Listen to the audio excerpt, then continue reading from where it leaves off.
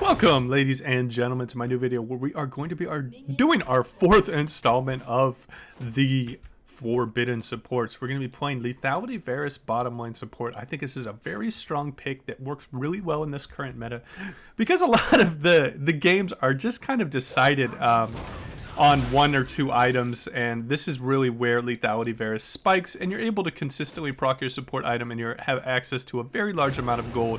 Now, the places that you are gated when you are playing Lethality Varus is definitely your overall mana pool, and the mana pool issues are solved with Presence of Mind, Mana Flow Band. You want to go a bit of early lane presence with the Scorch, and you can also go Absolute Focus if you want, but I really like Transcendence for a little bit of ability haste. Alright. Don't hit me, you little thing. Okay. So this is going to be a kind of a tough lane. Misfortune's starting to come back in the meta because she is really strong on an item or two, and she can do that whole lethality crit setup that a lot of the top tier ADCs are starting to do, like Jhin. And these saplings are really strong poke. She proc her strut. Ugh. Oh, don't pick me. Oh, you bitch.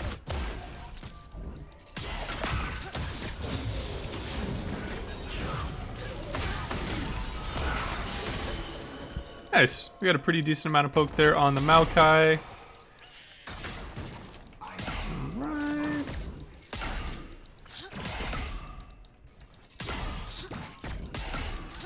Gonna be throwing our Q from long distance.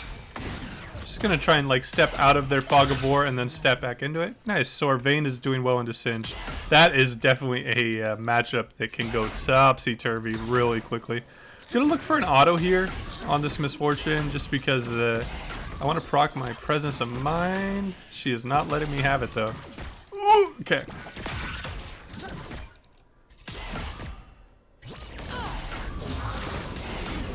Right. Continuing to stack up our Mana Flow Band. Getting some poke out. Boop, boop, boop, boop. Nope. Yeah, so it's good whenever you're struggling with mana a little bit like I'm right now to get off autos and get that increased mana regen. As you can see, it goes from 2.3 up to 3.8. Alright, we got her with that Q, which is nice. Probably should be looking to poke this Maokai more because he doesn't have any potions left, and she has Omnidamp and a pot left. We should be focusing this Misfortune because the Maokai isn't providing any sort of assistance right now. Right, we hit them both with that. Perfect. Looking to get some free auto attacks wherever possible. Zone the Maokai away by warding out these bushes. And really look to take advantage of our lane and try and give our ADC an easy of a lane as possible. Now, Maokai's at very little mana. I don't think he has, he must not have the Presence of Mind because he doesn't have the Precision Tree. So we are really in a good spot. Oh, I thought Maokai for sure would be on the top side of that bush. He's definitely looking for an all-in because that's all he really has left right now.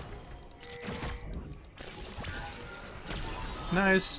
Gonna look for our execute Q. If you didn't know, when you press W into Q, it does a bit of extra damage. Of course, he dodges that way. Feels bad, man. This is one thing, though, that it makes it very easy for your ADC to farm, even in kind of tougher lanes. Like, Misfortune usually is a bit of a lane bully.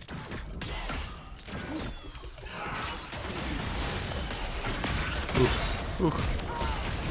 Oh, that was a late heal. We could have killed that Maokai if the heal was on time, because I could have thrown my Ignite out, but unfortunately, what can you do?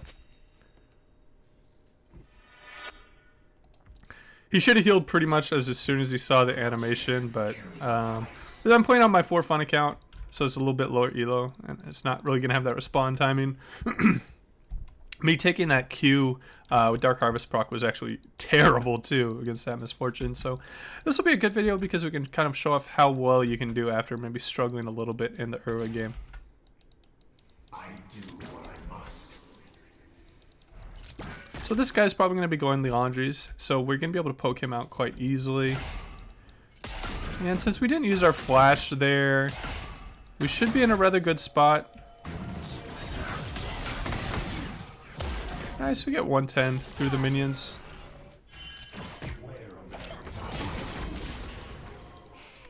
Right.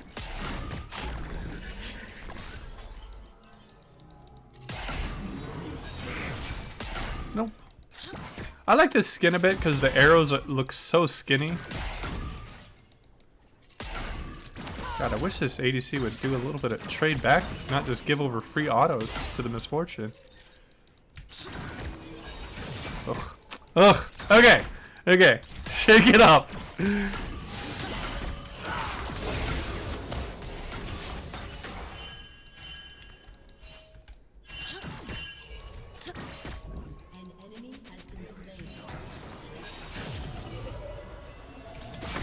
Ah.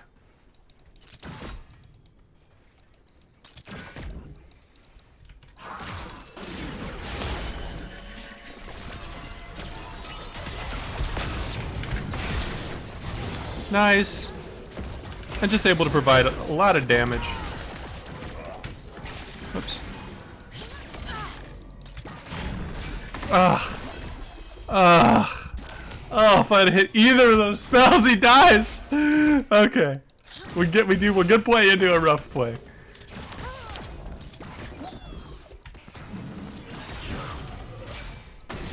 Perfect. Ooh, if I would have just procced my W there. Get a plate here.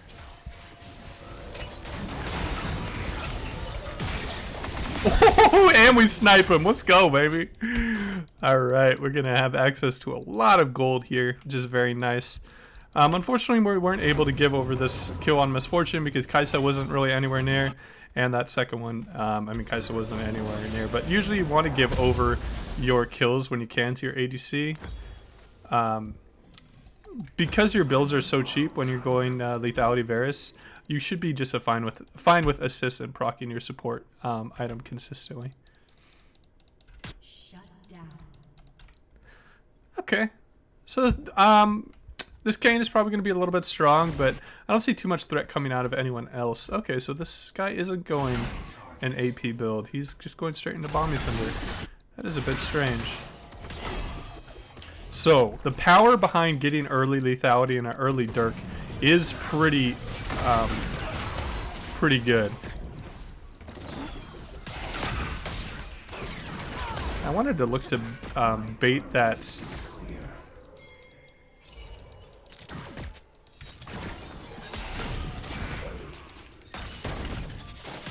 I bait the Maokai into jumping in on me.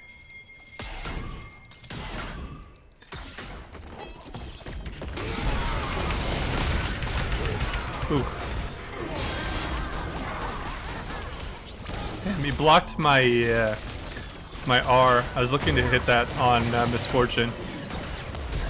This was I was really looking to do, was to just bait them into a fight while my my mid was roaming, but that was definitely putting myself in way too tough of a position because the amount of damage that's able to be thrown out from a Maokai with his base damages is very strong. I still think this is going to be a rather good game to just kind of show off the strengths of Lethality Varus. A really big perk about playing this is you get focused quite heavily and it opens up your ADC and your other carries to do a lot. So if I get focused in team fights, the Vayne and the Kai'Sa are both going to be able to pop off, and you can't let either of those champions just consistently auto attack in team fights. So we'll see how the team fights go. We should be able to poke them out a decent amount with Kai'Sa W and with my Q. I did go cut down in this map because I knew that I'm going to be going against a singed Red Kayn and Maokai. You are definitely going to get a little bit of help. It's not as good in lane phase as a coup de grace, but alright, nice little poke there. Also, another thing nice thing about going Eclipse is you get Omnivamp, so you're able to heal up quite a bit. And usually supports don't have access to sustain like that when you're playing carries. Usually you're playing like mages. The only other thing that I sustain is something like a center. Okay. So as Maokai doesn't have any pots, this Kaisa should be really far up in the lane, in my opinion.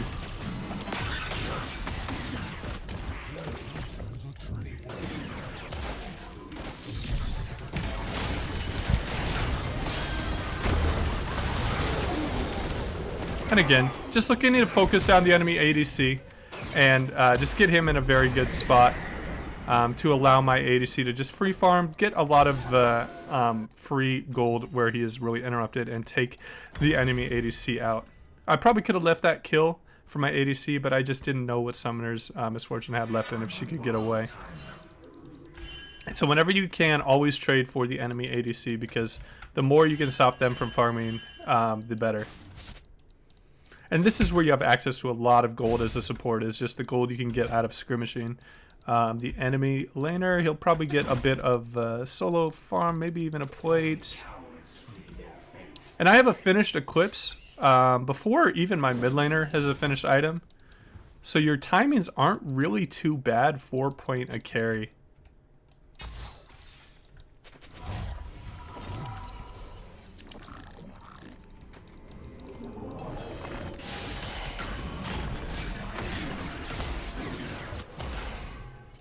Q's doing a decent amount of damage. However, it looks like Misfortune is doing...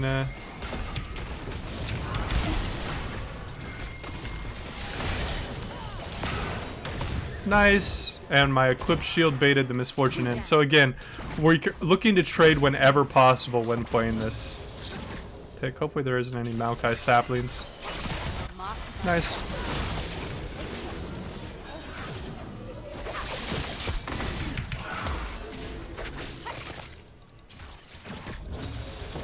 So they're going to have a fair bit of healing on their team between Red Kayn, Singed regen out of his ultimate, Maokai's passive. So I might be going extra... no, we're going to just rely on our hail of arrows. And we're going to probably be grabbing Grudge. Just looking to proc my support item as much as possible there. Just gonna push this lane in a little bit more and just get a nice pushing lane back for our Kaisa, so he's under very little threat. Nice. We're in a really good spot here. We have gotten our Akali 3 kills by just trading and being a sacrificial lamb and just damaging people to a good degree. I'm gonna sell this, grab another long sword. Grudge is a really good item. If you don't know what I'm talking about, it's Cyrillia's Grudge. It has everything you want. It has attack damage, armor pen, ability haste. And it's not bonus armor pen like it used to last season. It's overall armor pen. So you're going to start hitting really, really hard. And then you put a 30% on your slow on your Q. And if you're hitting several targets, it can really constrain them from getting out of your chains of corruption. So there's a lot of built-in utility for sure. If this guy even tries to stop that, it's going to be rather easy. I'm going to look for an R here. If any of them think they can still fight me in lane, they are going to be sadly mistaken, because I am in a really strong spot right now. Hitting for about 310, and with the Comet and Scorch, getting up to into the 400s at level 8 is very nice. Yeah, and this guy's going to just be going a full armor build, which is actually the nice part about playing AP Maokai. You have access to...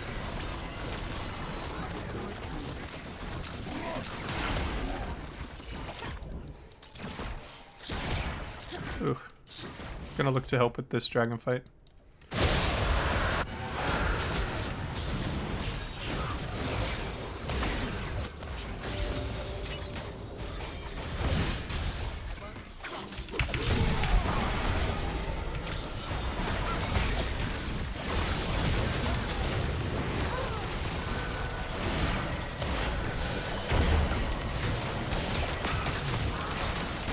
Ooh. just absolutely wreck them. And this is where a lot of your early power is. As you can see, I haven't finished Eclipse before the enemy's ADC does, because I've been able to trade, get a lot of early gold from Skirmishing, proc my support item quite a bit.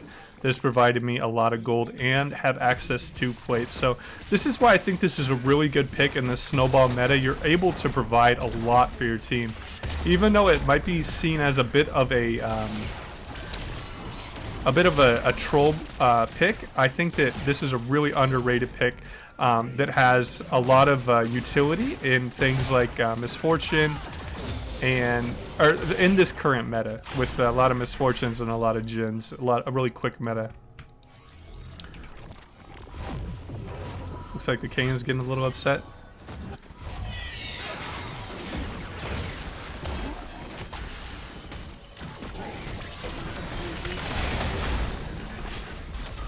Nice.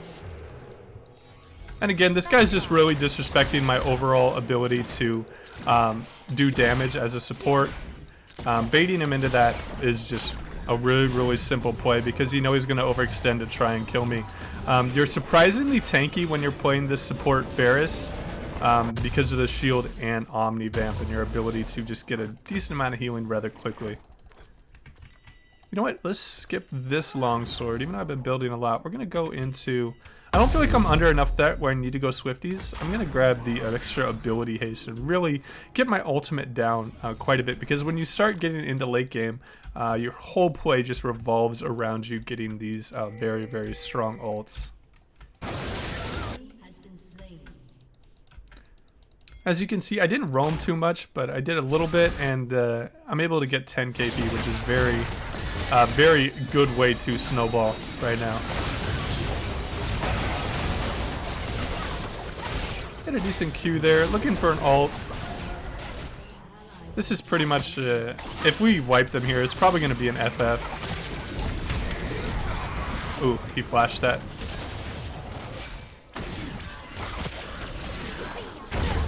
Nice. Perfect. We are in a really good spot right here. Yeah, I definitely see an FFO coming out. And that's exactly what you want to try out picks like Varus support. They come online very quickly because of how these games are just decided so quickly, with the new items being very snowbally, with the amount of available power you can purchase just skyrocketing in the new season.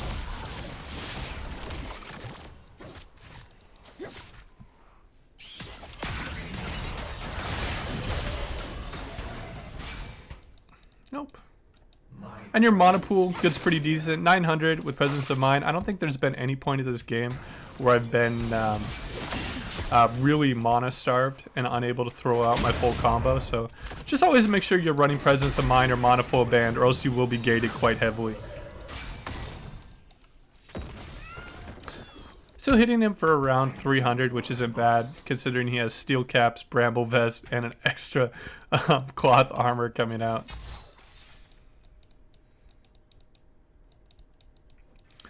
And I'm just going to be looking to kind of sit around here in the mid and look for plays, assist with skirmishes. Need to upgrade my trinket. That's probably my worst part of my game when I'm playing support, is I'm not really too good with warding. So if any of you guys are bad with warding, just know you can get up to diamond by being terrible with vision. Alright, we can take an inhib. If the Akali can stop a back, we might be able to take a tower here.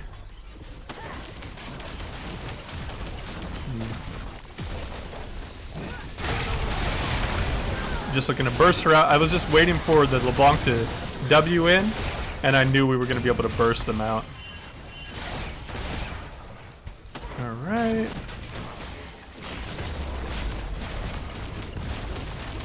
Great, this is a pretty solid game of Varus support. If you guys have any questions about builds or champions you want to see in this series, let me know in the comments down below. And as always guys, take it easy.